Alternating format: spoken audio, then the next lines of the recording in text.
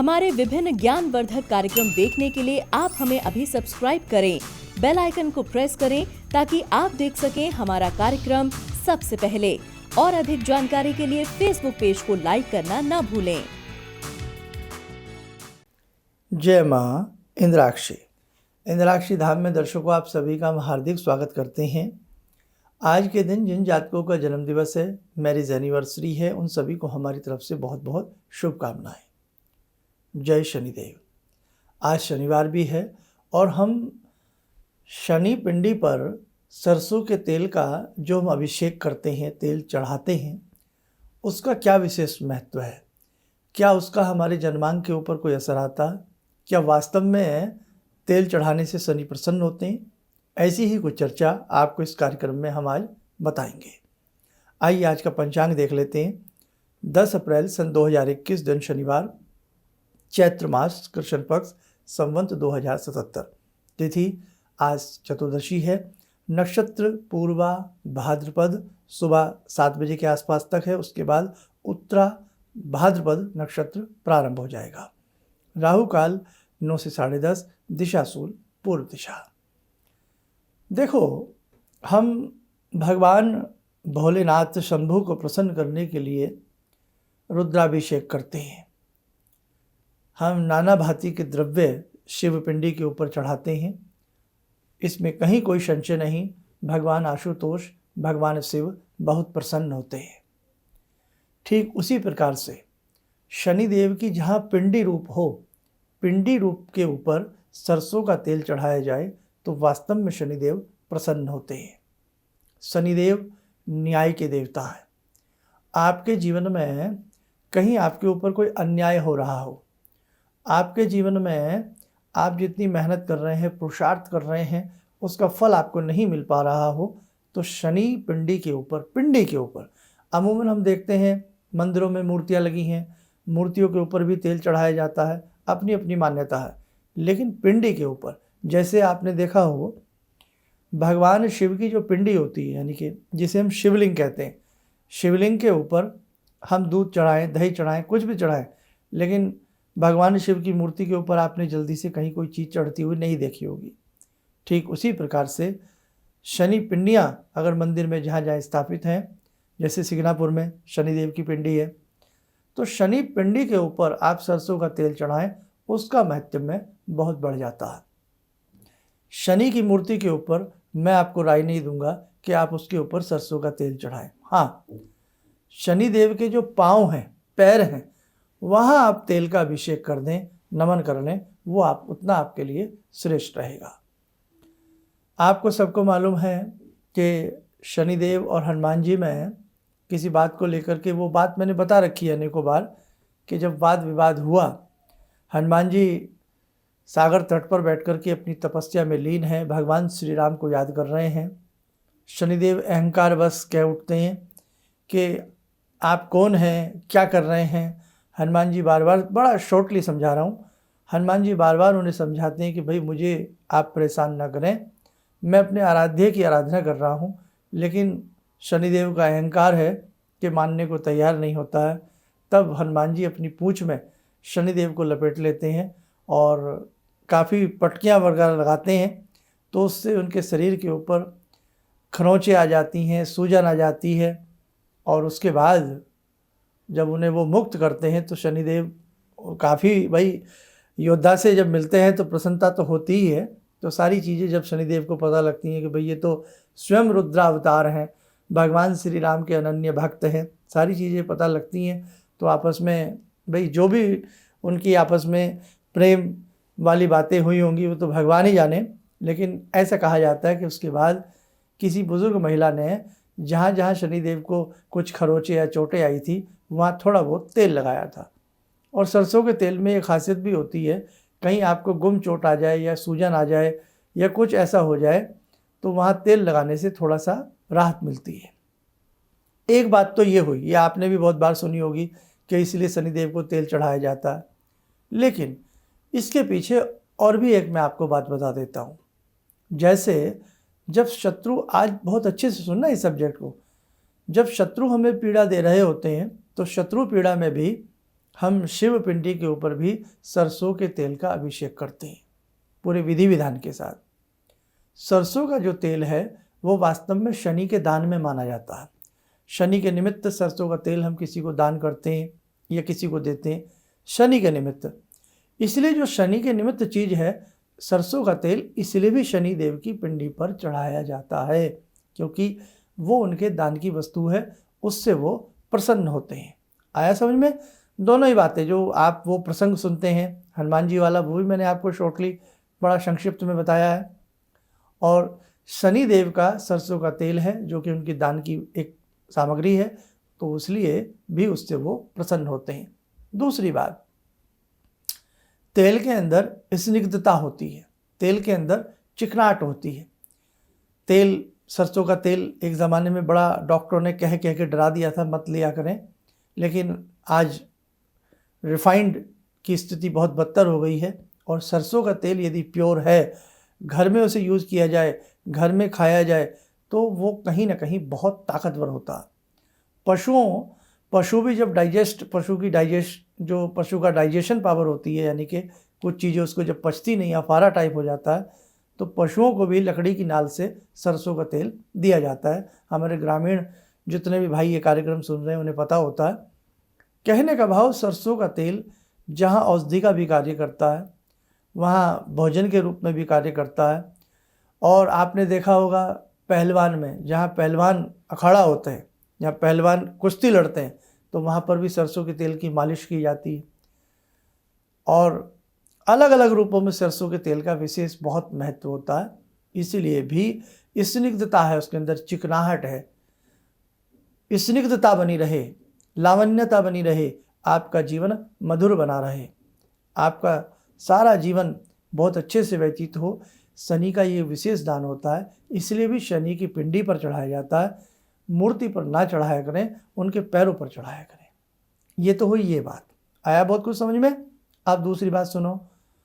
आपके जन्मांक में, आपकी जन्म पत्रिका में शनि बहुत कमज़ोर हो, बहुत ही वीक हैं आपकी। जैसे मेष राशि के शनि नीच राशि के होते हैं, और तुला राशि के शनि उच्च राशि के होते हैं। सब राशि के शनि मकर के और कुंभ के होते हैं। तो यदि आपकी जन्म पत्रिका किसी ने देखी और उसमें देखा कि आपके शनि बहुत कमज़ोर हैं, या आपके पास जन्म पत्रिका नहीं है, आपके हाथ की रेखाएं किसी ने देखी और उसमें देखा कि आपके शनि बहुत कमज़ोर है, ऐसी स्थिति यदि आपकी कुंडली में बनती है, तो उस स्थिति में भी शनि पिंडी के ऊपर यदि आप सरसों का तेल अर्पण करते हैं, उससे भी आपको बहुत अच्छा लाभ मिलेगा। किसी भी शनि के मंदिर में जाएं, दिन के समय, सुबह सुबह नहीं, दिन के समय मंदिर में जाएं या शाम को जाएं, ओम शं शनिश्चराय नमः मंत्र पढ़ते रहें। शनि के अनेकों बीजात्मक मंत्र भी हैं, जो भी मंत्र आपको याद हो, मंत्र आप पढ़ते रहें, और शनि की पिंडी के ऊपर थोड़ा थोड़ा धार बांध के सरसों का तेल, मस्टर्ड ऑयल आप थोड़ा थोड़ा चढ़ाएं। बहुत ज़रूरी नहीं आप कनस्तर भर के चढ़ाएं। ये धारणा भी लोगों में है कि ज़्यादा प्रसाद चढ़ाएंगे तो भगवान जी खुश हो जाएंगे, और कम प्रसाद चढ़ाएंगे तो भगवान जी नाराज़ हो जाएंगे। नहीं, ये बिल्कुल नहीं है, ये सत्यता नहीं है। इस बात में कतई भी हम इस चीज़ को स्वीकार नहीं करेंगे। देखो, देवता तो देने वाले होते हैं। देवता की संधि विच्छेद करिए, देवता जो देते हैं वो देवता होते हैं, उन्हें आपसे लेने की कोई आवश्यकता नहीं है। सिर्फ ये तो मात्र एक भाव है। हम अपनी भावना से भगवान को भजते हैं, और भावनाओं के अधीन होकर के हम भगवान को भावनाओं के अधीन होकर के भोग लगाते हैं, चाहे हम अभिषेक करें या भोग लगाएं। ऐसा नहीं है कि एक व्यक्ति खूब पापी है, दिन भर पाप करता है, अच्छा व्यक्ति नहीं है, और वो जाकर के पूरा एक टैंकर, एक पूरी गैलन भगवान शिव के ऊपर अभिषेक कर दे सरसों का तेल का, तो क्या शनि प्रसन्न हो जाएंगे? नहीं हो सकते। क्यों? वो न्याय के देवता है। शनि सूर्य के पुत्र हैं, कर्कशकाय शरीर है ना, हमेशा तपस्या में, साधनाओं में लीन रहने वाले शनि हैं। बहुत तपस्वी हैं शनिदेव। देखा नहीं, भगवान श्री राम के पिता, उनको भी शनिदेव की आराधना करनी पड़ी, यानी कि उन्होंने भी शनिदेव की आराधना की, दशरथ जी ने, और शनिदेव को प्रसन्न किया। शनि स्तोत्र आज पूरे विश्व में प्रसिद्ध है, नीलाय शीत कंठ निवाय। तो मेरे साधकों, ये धारणा बिल्कुल भी मन से निकाल दें हैं कि हम ज़्यादा कुछ भगवान को चढ़ाएंगे तो भगवान हमसे प्रसन्न होंगे। ऐसा कभी नहीं होता। भिल्ली जितनी भगवान श्री राम से मिलने के लिए आतुर थी, उतने ही भगवान श्री राम भी भिल्ली से मिलने के लिए आतुर थे, है ना। देखा नहीं कैसे भिल्ली चक चक के भगवान श्री राम को बेर खिलाती रही और प्रभु खाते रहे। तो भावनाओं में भगवान बसते हैं और भावनाओं से भोग लगता है। कम या ज़्यादा वाली स्थिति कभी दिल में मत लाना। आप अपनी जन्म पत्रिका का एक बार अवलोकन जरूर कहीं कराइए। जन्म पत्रिका नहीं है तो हाथ की रेखाओं का अवलोकन जरूर कराइए। हाथ में जिसका नाम होता है, एक होती है शनि रेखा, इसको फेट लाइन, लक लाइन, भाग्य रेखा भी कहते हैं। ये निश्चित बात है, अच्छे से शनिदेव की जो साधक साधना या आराधनाएं करते हैं उनकी हथेली में ये भाग्य विधायिनी रेखा भी अच्छे से जन्म ले लेती है। आइए साधकों, आज की ध्यान साधना में हम जुड़ते हैं माँ भगवती से।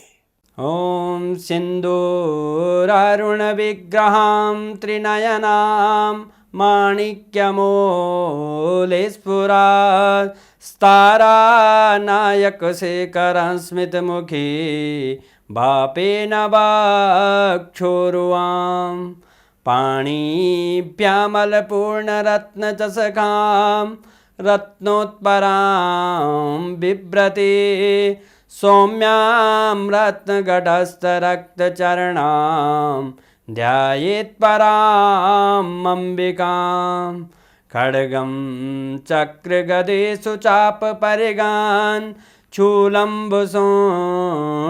शिरा शङ्खं संदधतीं करे स्त्रीनयनां सर्वाङ्गभूषावृतां नीलासमद्युतिमास्य पाददशकां सेवे महाकालिकां यामास्तो स्वपितैहरो कमलजो हन्तुं मधुं कैटवम् विद्युद्दामसमप्रभां मृगपते स्कन्दस्थितां भीषणां कन्या विहकरवालखेटविलसा धस्ताविरासेवितां हस्तेश्चक्रगदाशिखेटविशिखां चापं गुणं तर्जनीं विप्राणामलिलात्मिकां शशिधरां दुर्गां त्रिनेत्रां भजे। कवच बना लें, ध्यान करें, भगवती का शुभ आशीष हम सबके ऊपर बरस रहा है।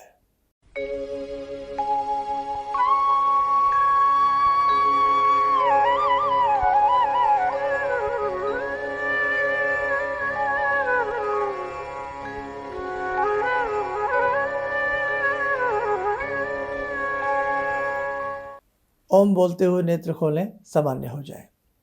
हमने जैसे कहा कि इंसान की हथेली में भाग्य रेखा, बहुत लोग ऐसे होते हैं जिनकी हथेली में ये भाग्य रेखा पूर्ण बिंबित नहीं होती या बहुत ज़्यादा कटी फटी होती है, या जिनकी हथेली में शनि क्षेत्र, ये शनि क्षेत्र होता है मध्यमा उंगली के नीचे। अगर मध्यमा उंगली के नीचे शनि क्षेत्र भी बहुत कमज़ोर हो तो भी हमने देखा है व्यक्ति को बहुत संघर्ष करना पड़ता है। कुंडली में यदि शनि कमज़ोर हो, शनि की स्थिति अच्छी ना हो, तो भी हमने देखा है बहुत संघर्ष करना पड़ता है। और कई बार भाग्य भाव के स्वामी होकर के या कर्म भाव के लाभ भाव के स्वामी होकर के या आपके लगन के स्वामी होकर के या चतुर्थ भाव के स्वामी होकर के यदि शनि बहुत कमज़ोर होंगे तो भी विभिन्न प्रकार की दिक्कतें ऐसे व्यक्तियों के जीवन में अक्सर आती रहती है। इसी के साथ एक बात और कि हमने जैसे कि कहा था कि 30 साल से लेकर के 40 साल के दरमियान जो लोग दिल्ली में रहते हैं, जो बच्चे दिल्ली में रहते हैं, उनकी शादी नहीं हो पा रही है, तो वो स्वयं या उनके माता पिता, हमारे एक मोबाइल नंबर हमने कल भी बताया था, आप फिर बता देते हैं। ये देखो मोबाइल नंबर हमारा सामने लिखा हुआ है। इसी मोबाइल नंबर पर अपने बच्चों का पूरा बायोडाटा गोत्र के साथ, और यदि उनकी क्वालिफ़िकेशन क्या है, जैसे बायोडाटा बनता है शादी का, पूरा बायोडाटा आप हमारे व्हाट्सएप नंबर पर भेजें। जैसे ही आपके मतलब की कोई सुयोग्य मैचिंग, आपने लड़के का भेजा है तो हम आपको उसके लिए वधू बताएंगे, आपने बेटिया का भेजा है तो उसके लिए हम वर बताएंगे। ये केवल दिल्ली के लिए है अभी ये स्कीम हमारी, स्कीम ही कहेंगे इसको हम। ये अभी दिल्ली के लिए हमने शुरू किया है क्योंकि भारत बहुत बड़ा है। अभी हमने देखा है 2-3 दिनों में ही हज़ारों बायोडाटे हमारे पास आ गए हैं, इसलिए पूरे देश में अभी हम शुरू नहीं कर सकते हैं, हमने केवल दिल्ली से शुरू किया है। तो आप अपने बच्चों का बायोडाटा हमारे इस मोबाइल नंबर पर भेजने का कष्ट करें।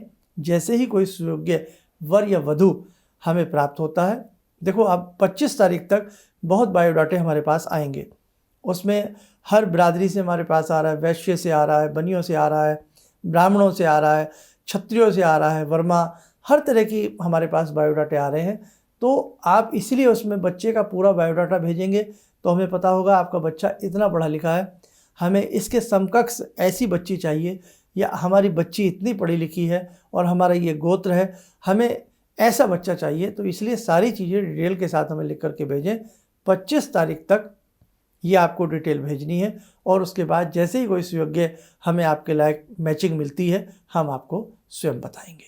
इन्हीं शब्दों के साथ हम अपनी वाणी को विराम देते हैं। जय माँ इंद्राक्षी। गुरु जी से मैं तब से जुड़ा हूँ जब से वो एक चैनल आती थी P7, उसी से मैं जुड़ा हुआ था। और गुरुदेव से हमारी जब मुलाकात हुई तो मैं आश्चर्यचकित रह गया जब उन्होंने हमसे बताया कि आपके साथ ऐसे ऐसे हुई। तो मैं इतना आश्चर्य हो गया कि इन्हें कैसे मालूम, और इतना बढ़िया इन्होंने बताया जिसके वजह से मैं आज तक उनसे प्रभावित हूँ। और इनका बताने का शैली वगैरह इतनी बढ़िया है जो हम अपने क्लास के टीचर से भी उतना बढ़िया नहीं समझ पाते थे। ये हमें बहुत पसंद आई। और दूसरी बात कि इनके साथ जितने भी मैं जब से जुड़ा रहा, जो भी समस्या आई, मैं बहुत ही अच्छा तरह से मेरे सॉल्व होते चले गए। और आज तक मैं उनके आशीर्वाद से मैं बहुत सुखी हूँ। किसी भी समस्या के समाधान के लिए मिले प्रसिद्ध हस्तरेखा एवं वास्तु विशेषज्ञ प्रोफेसर धर्मेंद्र शर्मा जी से। नोट: शिविर में भाग लेने हेतु एवं व्यक्तिगत रूप से मिलने के लिए कॉल करने का समय सुबह 10 बजे से शाम 6 बजे तक।